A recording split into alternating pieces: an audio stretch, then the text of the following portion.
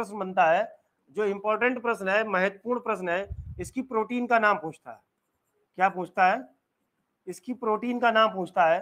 तो इसकी प्रोटीन का नाम आपको सभी लोगों को, हमें आशा है पता होगा, ओराइजिन। क्या है? ओराइजिन इसकी प्रोटीन है।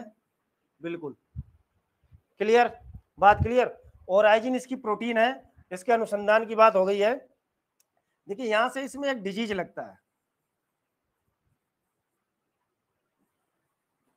इसका डिजीज होता है, रोग लगता है, और वो भी आप लोगों को पता होगा रोग कौन सा है, जो इंपॉर्टेंट एग्जाम की दृष्टिकोण से है।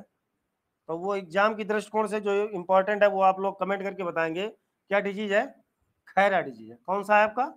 खैरा डिजीज है। और जो ये खैरा डिजीज है ये किसके कारण लगता है? तो आप लोग समझिए, डिफिशियंसी ऑफ जिंक।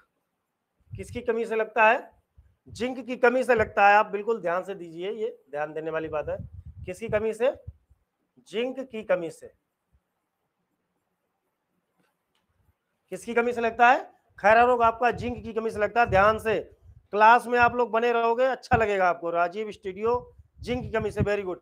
अब इसकी जो जिंक की कमी से पूर्ति किसे करेंगे? तो जिंक सल्फेट से पूर्ति करते हैं इसकी। किसकी? इसका कंट्रोल किससे करेंगे? तो हम कंट्रोल करेंगे जिंक सल्फेट से। किससे? Zinc sulphate.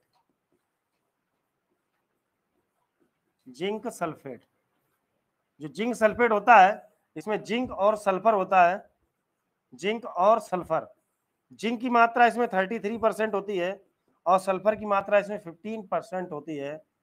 ठीक है, जिसे हम मोनो जिंक के नाम से जानते हैं। किसके नाम से? मोनो जिंक के नाम से जानते हैं। होता क्या है, जब ये रोग पौधे पर आक्रमण करता है,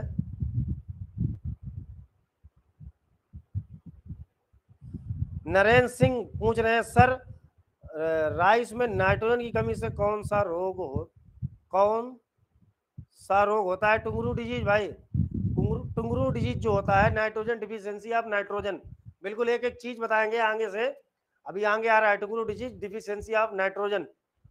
ओके, बताओ भाई, कमेंट करके बताओ बात सही है कि नहीं है। ठीक है, तो धान का जो खैरा रोग होता है, इसमें पत्तियों पर गहरे भूरे रंग के धब्बे बनते हैं, जो डीप ब्राउन स्पॉट हो जाते हैं। गहरे भूरे रंग के धब्बे, गहरे भूरे रंग के धब्बे पड़ जाते हैं। ठीक है, बात क्लियर हो तो बिल्कुल यस सर कहते रहिए तो अच्छा लगेगा। कैसे होते हैं? डीप ब्राउन, डार्क कह सकते हैं, डीप की जगह डार्क ब्राउन स्पॉट आ जाते हैं। डार्क ब्राउन स्पॉट आ जाते हैं, धब्बे आ जाते हैं। बिल्कुल डिटेल में बता रहे हैं। देखिए भागने का कोई मतलब, यस सर। हाँ, रामा देवी बता रहे हैं यस सर। बिल्कुल समझ में आए, बात क्लियर हो तो ही आगे बढ़ेंगे, नहीं तो जब तक बात क्लियर नहीं, समझ में नहीं आएगा, कोई मतलब नहीं भागने का। तो पैडी जो है आपका धान है, इसमें जो मुख्य डिजीज है जो आपके एग्जाम में पूछा जाता है, खैरा डिजीज, होता क्या है? डार्क ब्राउन स्पॉट बन जाते हैं। प्रोटीन इसकी कौन सी होती है? प्रोटीन ओराइजिन होती है। डिजीज खैरा रोग जिंक की कमी से। इसकी हम लोग पूर्ति किससे करेंगे? कंट्रोल किससे करेंगे? तो जिंक सल्फेट 20 से 25 किलोग्राम किताबों में दिया होता है, कोई दिक्कत नहीं, 10 किलोग्राम से भी कंट्रोल हो जाता है। ठीक है, बात क्लियर। अनुसंधान हो गए, खैरा रोग हो गया। हाँ, टुंगरो डिजीज जो पूछ रहे थे आप, टुंगरू। देखिए भाई, टुंगरू डिजीज होता है, टुंगरू डिजीज, ये जो टुंगरू डिजीज होता है ये deficiency of nitrogen, deficiency of nitrogen. Tungro disease किसकी कमी से होता है? नाइट्रोजन की कमी से, नाइट्रोजन की कमी से। बात क्लियर, बात क्लियर। टुंगरू डिजीज जो होता है, टुंगरू रोग। और देखिए यहाँ पर इंपॉर्टेंट इसमें और रोग हैं। ब्लास्ट डिजीज होता है। कौन सा होता है? ब्लास्ट, जिसे बोलते हैं झोंका। क्या बोलते हैं? झोंका। और बीएलबी इसका एक इंपॉर्टेंट रोग है। ये एक आप लोग ध्यान से रखना, सीधा पूछ सकता है एग्जाम में। ये नंबर 2 हो गया, नंबर 3 हो गया, और नंबर 1 आपका वो था ही। एक इसमें और लगता है आप लोग, बीएलबी, इधर देख लीजिए, BLB बोलते हैं इसको, कभी कभी शार्ट में पूछता है। इसे कहते हैं बैक्टीरियल लीफ ब्लाइट। क्या बोलते हैं? Bacterial leaf blight. हिंदी में इसको कहते हैं पत्ती का जीवाणु झुलसा। हिंदी में क्या कह सकते हैं? पत्ती का जीवाणु झुलसा। पत्ती का जीवाणु झुलसा रोग लगता है, बहुत ही इंपॉर्टेंट है ये आपका। रामा देवी पूछ रहे गोल्डन राइस में कौन सा विटामिन अधिक पाया जाता है? भाई अभी बात होगी विटामिन ए अधिक होती है, कौन सी? विटामिन ए अधिक पाई जाती है गोल्डन राइस में, बिल्कुल सही बात है। हाँ चलो, बैक्टीरियल लीफ ब्लाइट जो होता है, इसमें हरे फुदके जो होते हैं, green leaf hopper, green leaf hopper, green leaf hopper, ये फुदके होते हैं, फैलाने कार्य करते हैं। बिल्कुल आप लोग इसको स्क्रीनशॉट ले लो, जल्दी से आगे बढ़ जाओ, स्क्रीनशॉट लेके जल्दी से आगे बढ़ो भाई। इसके बाद क्लास को आगे कंटिन्यू करते हैं।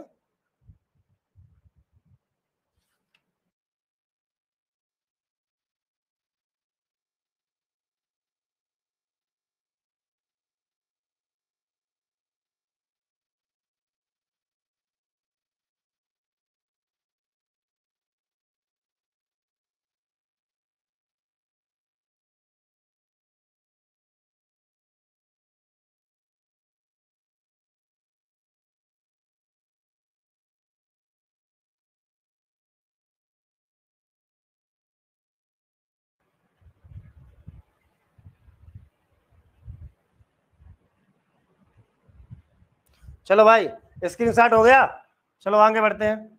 बात करते हैं यहाँ पर इसके धान के बीज की टेस्ट वेट की।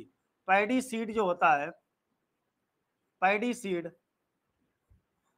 इस पैडी सीड के टेस्ट वेट के बारे में बात करते हैं, प्रश्न पूछ लेता है यहाँ से, इंपॉर्टेंट है ये। तो इसके टेस्ट वेट की बात कर लो भाई, टेस्ट वेट जिसे क्या बोलते हैं? बीज भार। क्या कहते हैं? बीज भार। बताओ भाई, देखो सोना नहीं है, देखिए अगर सो जाओगे तो फिर मतलब कोई नहीं बनता है। एक तो यहाँ पर बासमती का अलग से पूछता है, बासमती धान का, कमेंट करते रहिए, बताते रहिए। और एक नॉर्मल जो साधारण धान होता है, साधारण धान होता है उसका बताएंगे, और बासमती का बताएंगे। तो साधारण धान का जो टेस्ट वेट होता है वो होता है आपका 25 ग्राम। क्या होता है? 25 ग्राम। और बासमती का क्या होता है? 21 ग्राम। बात क्लियर? बात क्लियर? बताओ भाई, बात क्लियर हुई? 21 ग्राम, 25 ग्राम, वेरी गुड सभी लोग। राजीव स्टूडियो 24 ग्राम नहीं होगा भाई, 25 ग्राम आपका नॉर्मल हाइब्रिड जो होगा उसका 25 ग्राम होगा। बासमती का जो दाना होता है थोड़ा फाइन होता है, पतला दाना लंबा होता है, इसकी वजह से उसका वेट कम होता है। बासमती का 21 ग्राम बता रहे हैं, वेरी गुड। लगे रहो, आज क्लास में मजा आने वाला है बिल्कुल। इसके अगर फल की बात करें, धान का जो फल होता है उसको फ्रूट को क्या बोलते हैं? बताओ भाई। फ्रूट और इन्फ्लोरिसेंस, इन्फ्लोरिसेंस जिसे बोलते हैं पुष्पक्रम, इसके पुष्पक्रम को क्या कहते हैं? और इसके फल को क्या बोलते हैं? वेरी वेरी मोस्ट इंपॉर्टेंट, फल को क्या कहते हैं और पुष्पक्रम को क्या कहते हैं? बताओ भाई जल्दी से, बताओ भाई जल्दी से बताओ, इसके फल को क्या बोलते हैं? सत्येंद्र राजपूत, राजीव रंग, अरे भाई चलो कोई बात नहीं। पाल साहब, panicle, Narendra Singh, fruit caryopsis, very good Narendra.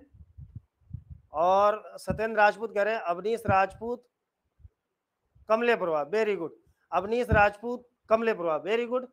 देखो भाई, अब इसके फ्रूट को क्या बोलेंगे? धान के फल को तो बिल्कुल कैरियोप्सिस कहते हैं। क्या कहते हैं? कैरियोप्सिस। और इसके पुष्पक्रम को क्या कहते हैं? जल्दी कमेंट करो, कैरियोप्सिस।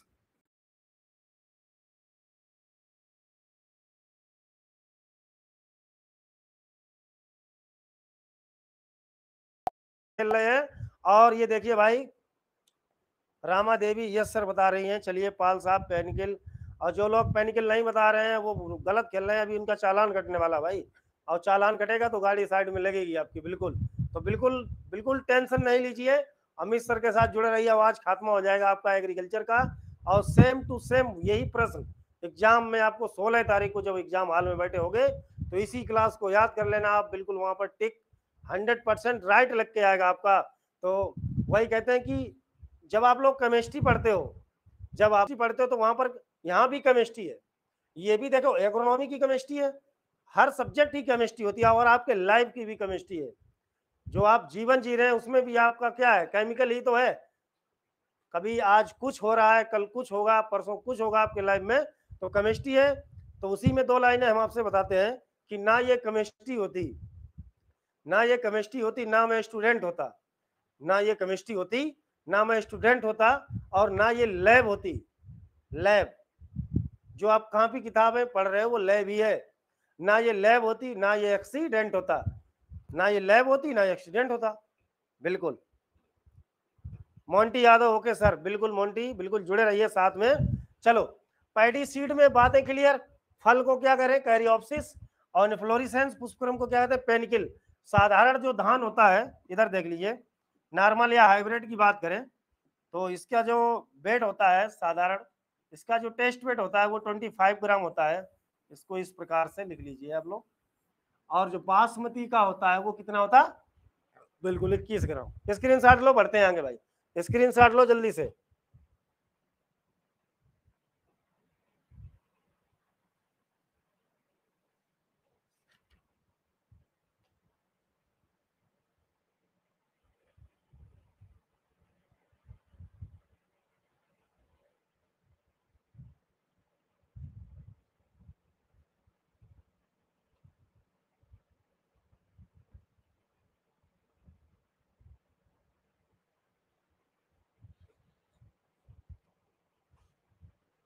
चलो हो गया भाई स्क्रीनशॉट, कमेंट कर दिया करो, स्क्रीनशॉट हो जाएगा रे, कमेंट कर दिया करो। अब बात करते हैं, रोग हो गए, इसके प्रजातियों की बात करते हैं। प्रजातियां इंपॉर्टेंट हैं, प्रजातियां क्या कहेंगे, वैरायटीज। वैरायटीज पे अगर इसकी हम बात करें तो इसकी वैरायटीज कौन कौन होती हैं, ध्यान दो। देखो जया और जगन्नाथ दो याद रखनी है आपको, इंपॉर्टेंट जो सबसे ज्यादा पूछी जाती है। एक आपकी कौन सी, जया और जगन्नाथ, बिल्कुल। म्यूटेंट बताओ भाई, म्यूटेंट वैरायटी कौन सी, बिल्कुल सर। ग्रुप डी का पेपर कब तक हो जाएगा, अब ये कंफर्म नहीं है कब तक होगा। चलिए भाई, जया और जगन्नाथ दो प्रजातियां, इसमें बताओ म्यूटेंट वैरायटी कौन सी है। लक्ष्य एक रहेस, J2 बता रहे हैं पाल साहब मेरा,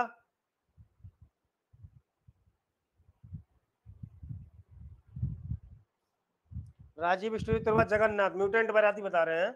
और देखो इधर से ध्यान रखो, जल प्रिया, जल प्रिया, जलमग्न, जल प्रिया, जलमग्न, जल लहरी, जल प्रिया, जलमग्न, जल लहरी, बिल्कुल। जया जगन्नाथ, ठीक। और बताओ भाई, एक आपकी इंपॉर्टेंट पूछी जाती है PHB71, PHB71, ये कैसी प्रजाति है ये भी याद रखना। ये प्राइवेट संगठन द्वारा, क्या है, ये प्राइवेट संगठन द्वारा तैयार की गई है, मतलब इस पे गवर्नमेंट का रोल नहीं है। ये जो हाइब्रिड कंपनी है पायोनियर, प्राइवेट संगठन द्वारा तैयार प्रजाति है, ये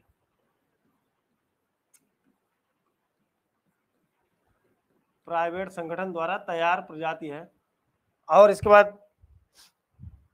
पूसा बासमती 1509, पूसा बासमती 1509, ये बासमती प्रजाति है, इंपॉर्टेंट है, इंपॉर्टेंट है।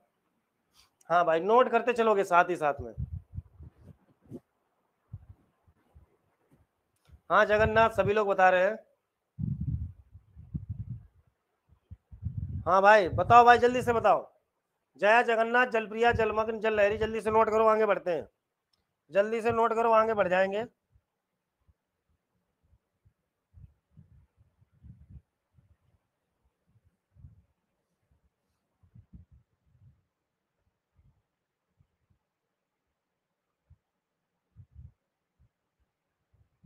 चलो आगे बढ़ते हैं। पाल साहब, सर शेयर करने से कुछ भी नहीं होता है, पढ़ने वाले, हाँ बिल्कुल, जो पढ़ने वाला है वो पढ़ेगा। अब देखो, यहां से एक चीज और याद रखना, SRI बहुत ही इंपॉर्टेंट है। ये क्या है? ये पद्धति है जिसे बोलते हैं सिस्टम ऑफ राइस इंटेंसिफिकेशन। क्या कहते हैं? System of rice, system of rice intensification. ठीक, ये जो विधि है ये कहां से प्रचलित विकसित हुई है? तो मेडागास्कर से। डेवलप्ड फ्रॉम,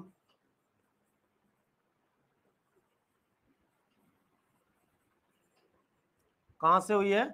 मेडागास्कर से।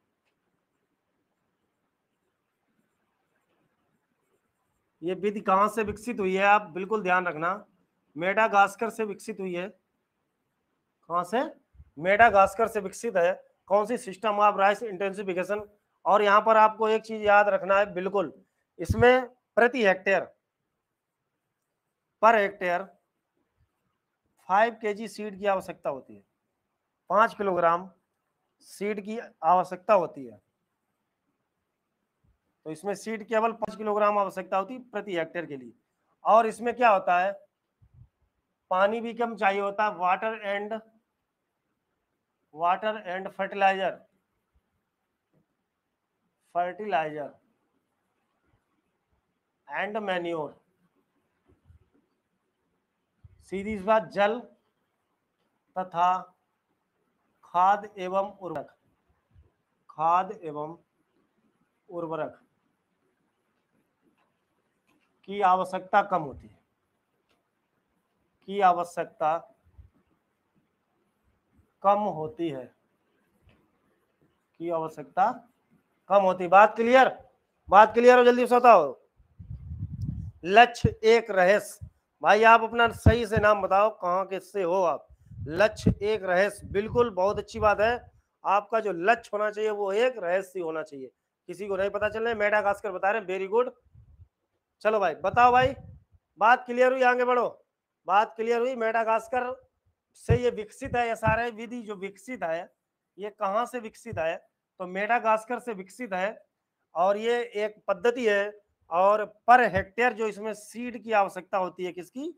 सीड की आवश्यकता होती है 5 किलोग्राम सीड पर हेक्टेयर। बात clear? Yes. Pushpendra Rajput, very good. चलो भाई आगे बढ़ो जल्दी से।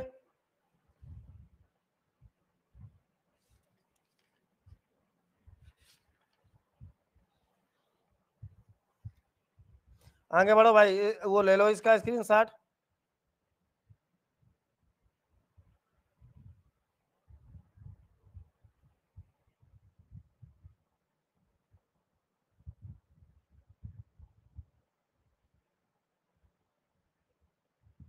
चलिए, इतना हो गया। निगम यादव, विमल यादव, चलो भाई। हाँ, स्पेसिंग का इतना कोई स्पेल रोल नहीं है। ये आपको एक प्रजाति याद रखनी है, IR8। इसे जादुई धान बोलते हैं।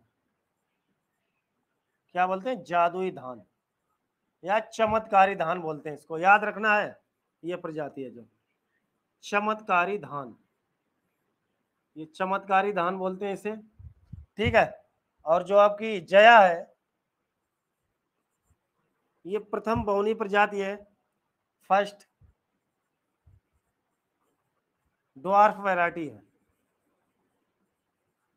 First dwarf variety, first dwarf variety of paddy. ये धान की प्रथम बहुनी किस्म है। ये भी आपको याद रखना है। इसके बाद जगन्नाथ पे बात करते हैं। अगर जगन्नाथ पे बात करें तो जगन्नाथ क्या है, ये उत्परिवर्तित प्रजाति है, म्यूटेंट वैरायटी। क्या है? Mutant variety of paddy, mutant variety of paddy. ये क्या है आपकी म्यूटेंट वैरायटी है, उत्परिवर्तित प्रजाति। म्यूटेंट को क्या बोलते हैं? उत्परिवर्तित। अभी आप लोग बीएससी में जाओगे तो म्यूटेंट ब्रीडिंग आपको पढ़ाया जाएगा।